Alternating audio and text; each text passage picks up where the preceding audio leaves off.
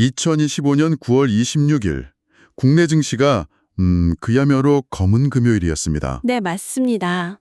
코스피, 코스닥 지수가 주 후반으로 가면서 힘을 쭉 잃더니 결국 큰 폭으로 하락하면서 한 주로 마감했거든요. 네, 낙폭이 상당했죠. 오늘 저희가 여러분과 함께 이날 시장이 도대체 왜 이렇게 힘든 하루를 보냈는지 그 배경과 주요 흐름을 좀 깊이 파헤쳐 보려고 합니다. 네, 오늘 살펴볼 내용은 크게 한 3가지 정도로 나눠볼 수 있을 것 같아요. 네, 첫 번째는 역시 시장 전체를 강하게 흔들었던 그 외부 요인들. 이게 중요하죠. 외부 요인이요? 네, 특히 미국 경제 지표가 나왔는데 이게 예상하고 좀 다르게 나오면서 금리 인하 기대감에 찬물을 확 끼얹었고요. 아, 그게 컸군요. 네, 그리고 또 한미 간 관세 협상 관련해서 불확실성이 커졌잖아요. 맞아요. 그러면서 원달러 환율까지 막 급등하는 그런 상황이었습니다. 와, 정말 악재가 한꺼번에 몰아쳤네요. 그럼 두 번째는요? 두 번째는 이제 이런 외부 요인들이 우리 시장, 특히 그 주요 업종들 있잖아요. 네네. 반도체나 바이오 같은 이런 데 구체적으로 어떤 영향을 미쳤는지 좀 자세히 볼 거고요. 네. 그리고 마지막으로 세 번째는 세 번째는 이렇게 어려운 시장 환경 속에서도 예외적으로 좀 강한 움직임을 보인 그런 테마나 종목들이 있었어요. 그런 종목들도 있었군요. 네, 그 배경이 뭔지 그것도 한번 짚어보겠습니다. 좋습니다. 단순히 뭐 지수가 얼마 내렸다 이걸 넘어서 오늘 시장을 움직인 진짜 이유? 그 핵심 동력이 뭔지 파악하는 게 중요하겠네요. 맞습니다. 어떤 요인들이 이렇게 투자 심리를 얼어붙게 했는지, 또 반대로 어떤 부분에서는 어쩌면 기회가 엿보였는지 그 실체를 들여다보는 게 이번 이야기의 목표라고 할 수 있겠습니다. 좋습니다. 그럼 가장 먼저 시장 하락의 핵심 원인, 이른바 삼중고, 이것부터 좀 자세히 보죠. 첫 번째 충격, 역시 미국에서 왔습니다. 네. 미국의 2분기 GDP 성장률 발표. 이게 예상보다 훨씬 높게 플러스 3.8%가 나왔다고요? 네, 맞습니다. 아니, 경제 성장이 잘 나온 건 좋은 거 아닌가요? 근데 이게 왜 악재가 된 거죠? 네, 그게 표면적으로 보면 당연히 긍정적인 소식처럼 들리죠. 근데 지금 시장의 모든 관심은 사실 미국 연준의 금리 정책에 쏠려 있거든요. 아, 그쵸. 금리. 네, 시장은 계속 연준이 조만간 금리를 내릴 거다 이런 기대감을 가지고 있었는데 네. 이렇게 경제가 예상보다 강하네 이런 지표가 나오니까 연준이 금리 인하를 서두를 필요가 없겠구나. 혹은 뭐 오히려 금리 인하 시점이 더 늦춰질 수도 있겠다? 이런 우려가 확 커진 겁니다. 아하, 그러니까 금리나 기대감이 확 꺾이면서 투자 심리가 위축됐다. 이 말씀이시군요. 바로 그겁니다. 이게 첫 번째 큰 타격이었고요. 특히 그동안 좀 낮은 금리를 바탕으로 높은 성장을 기대하면서 주가가 올랐던 종목들 있잖아요. 네, 성장주들. 그렇죠. 기술주나 바이오 같은 이런 성장주들한테는 이 금리 인하 기대감 후퇴가 더 큰 부담으로 작용하는 거죠. 왜 그런 건가요? 미래에 벌어들일 수익의 가치를 현재 가치로 이렇게 할인해서 평가를 받는데 금리가 높거나 인하되지 않으면 그 할인율 자체가 높아지거든요. 그럼 현재 가치는 낮아지는 거죠. 네, 이게 투자 심리 전반을 좀 차갑게 만든 첫 번째 요인이었습니다. 금리 문제가 첫 번째 파도였다면 두 번째는 역시 합리 간 통상 마찰. 특히 그 관세 협상 관련 불확실성이었어요. 네, 이것도 상당히 부담이었죠. 트럼프 대통령 발언이 계속 시장을 좀 긴장시키고 있는데 한국의 대미 투자금 3조 500억 달러. 이걸 선불로 내라는 식의 압박을 또 했다고요? 네, 맞습니다. 그런 발언이 또 나왔고요. 거기에 더해서 미국 상무장관이 투자 규모를 더 늘려라 이런 요구를 했다는 보도도 있었고. 아, 정말요? 특히 우리 경제의 핵심이잖아요. 반도체. 네. 이 반도체 산업을 겨냥한 움직임도 좀 포착이 됐어요.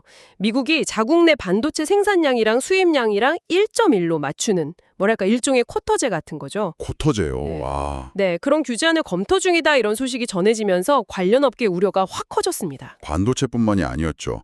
의약품 쪽에도 경고음이 울렸잖아요. 네, 맞아요. 다음 달부터 미국 안에 공장을 안 지은 기업들 의약품에 대해서는 무려 100% 관세를 매기겠다. 네, 그런 예고까지 나왔습니다. 이야, 이게 뭐 실제로 시행될지는 좀 지켜봐야겠지만 시장 입장에서는 불안할 수밖에 없겠는데요. 정확합니다. 이런 좀 강경한 발언이나 규제 예고는요. 당장 현실화되지 않더라도 그 자체만으로 엄청난 불확실성을 만들어요. 그렇죠. 기업들은 뭐 투자나 생산 계획 세우기가 어려워지고 투자자들은 혹시나 하는 마음에 좀 위험자산 비중을 줄이려는 심리가 강해지죠. 네. 특히 이번 발언들은 반도체, 의약품, 이게 다 우리 주력 수출 산업이잖아요. 그렇죠. 핵심 산업이죠. 이걸 직접 겨냥하고 있다는 점에서 파급력이 더 컸다. 이렇게 볼 수 있습니다. 아, 금리, 관세. 이어서 세 번째 어려움은 바로 환율이었습니다. 네, 환율 문제도 심각했습니다. 원달러 환율이 장중에 1,410원을 넘어섰다는 건 이거 정말 심상치 않은 신호인데요. 네, 원화 가치가 이렇게 급격하게 떨어지는 건요. 국내 증시에서 외국인 투자자들의 이탈을 부추기는 아주 결정적인 요인 중 하나입니다. 아, 외국인들. 네. 외국인 투자자 입장에서 보면 아무리 주가가 올라도 원화 가치가 이렇게 떨어지면 달러로 다시 바꿀 때 손실을 볼 수 있잖아요. 그렇죠. 환차손. 네, 바로 그 환차손 우려가 커지면 외국인들은 서둘러서 주식을 팔고 자금을 빼나가려는 움직임을 보이게 되죠. 실제로 오늘 외국인 매도 규모가 어마어마했습니다. 자, 이렇게 금리, 관세, 환율 이 세 가지 약재, 삼중고가 동시에 시장을 덮치면서 정말 속수무책으로 밀리는 모습이었어요. 구체적인 지수 마감 상황이랑 투자자 동향을 좀 더 볼까요? 네, 코스피는 전날보다 85.06포인트, 퍼센트로는 2.45% 급락해서 3,386.05, 3거래일 연속 하락 마감했고요. 네. 코스닥 역시 17.29포인트, 2.03% 내린 835.19로 마감하면서 4거래일 연속 내림세를 이어갔습니다. 네, 양대 지수 모두 하락폭이 컸습니다. 투자 주체별 매매 동향을 보면 하락의 원인이 좀 더 명확해지는데요. 어떻게 나왔나요? 유가증권 시장 코스피에서 외국인이 6,600억 원 넘게 순매도했고요. 와, 6,600억? 기관 투자자 역시 4,900억 원 가까이 순매도했습니다. 기관도 많이 팔았네요. 네, 이 둘을 합치면 하루에만 1조 1,500억 원이 넘는 매물이 쏟아져 나온 겁니다. 헐.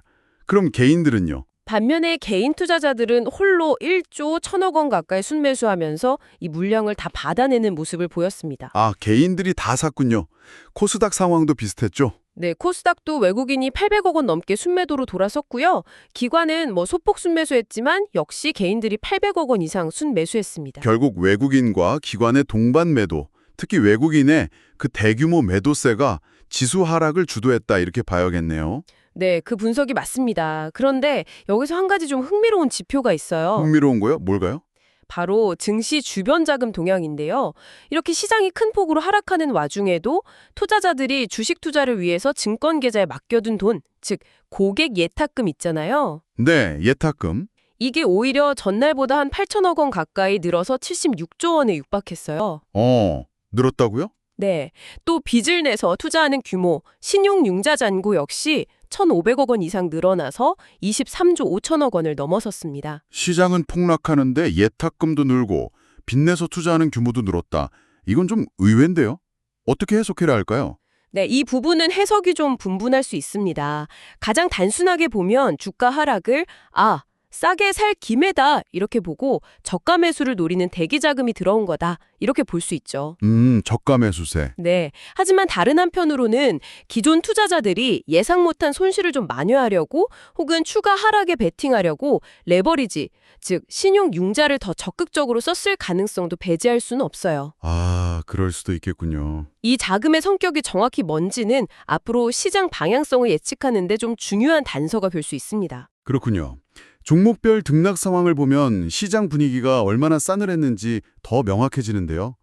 코스피에서는 상한가 5개를 포함해도 오른 종목이 121개뿐, 네, 내린 종목은 779개나 되었고요. 압도적이네요. 코스닥은 상황이 더 심각해서 상승 종목은 239개, 상한 3개 포함에 그쳤는데 하락 종목은 무려 1,418개였습니다. 와, 1,400개 넘게 하락했군요. 이건 거의 전 종목이 파랗게 질렸다고 해도 과언이 아니겠네요. 그렇습니다.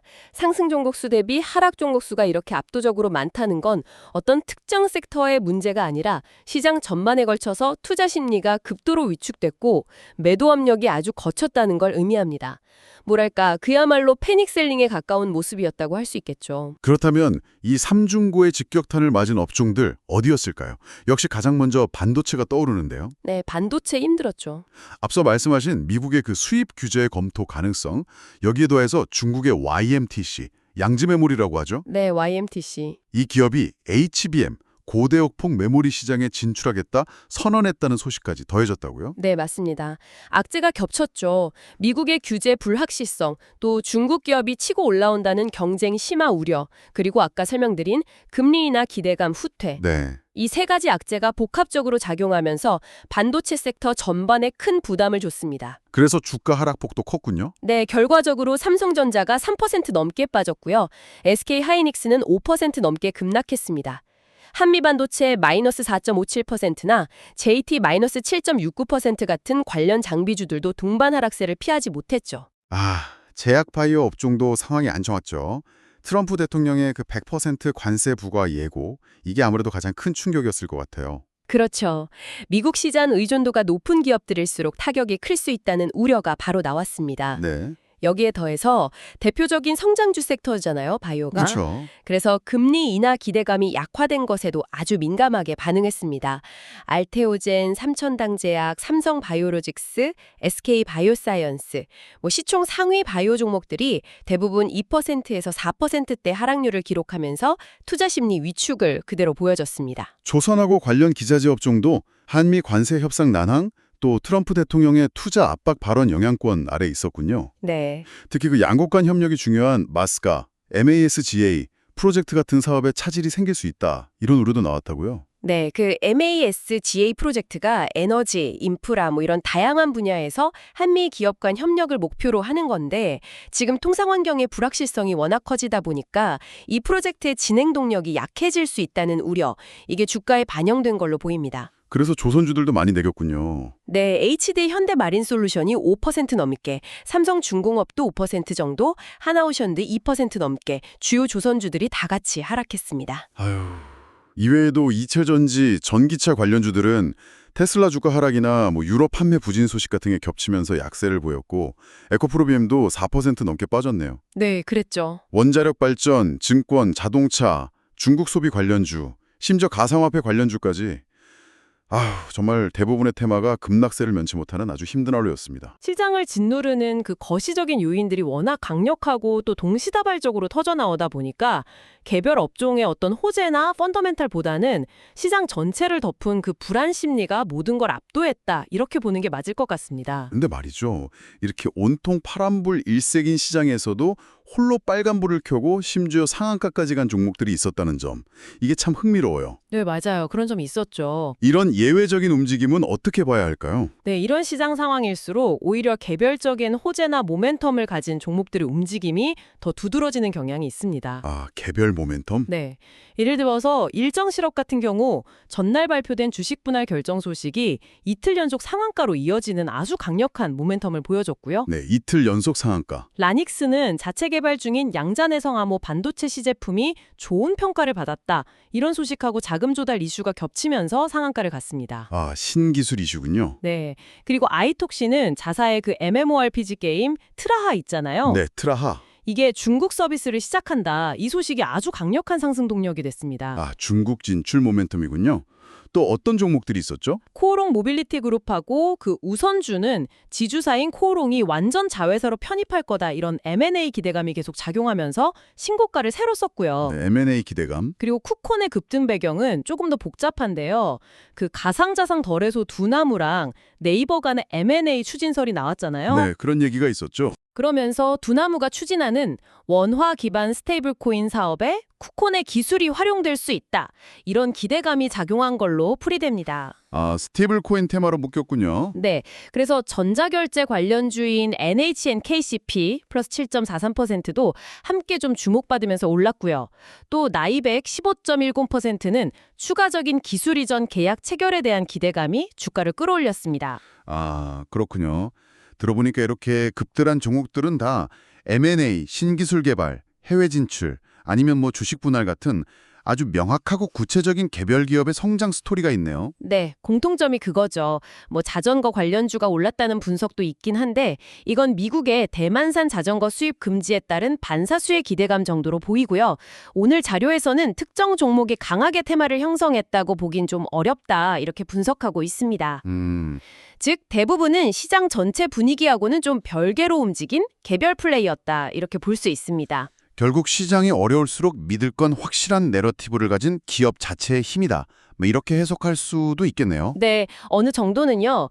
거시 경제의 불확실성이 클 때는 투자자들이 좀 예측 가능한 확실한 성장 동력을 가진 기업으로 눈을 돌리는 경향이 나타나곤 하죠.